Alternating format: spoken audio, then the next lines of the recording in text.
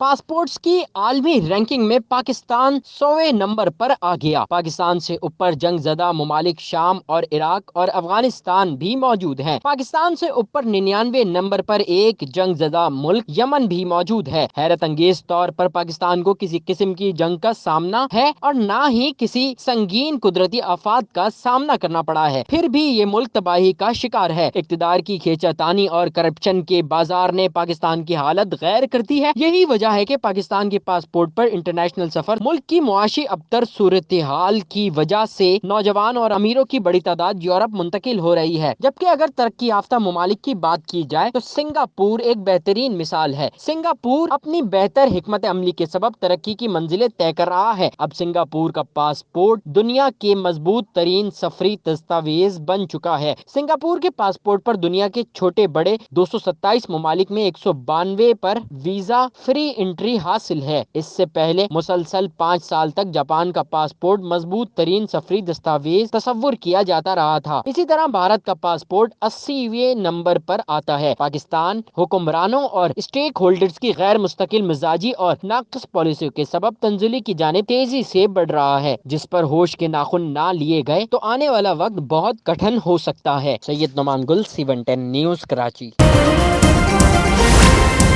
C110 news, خبر کی اصل خبر۔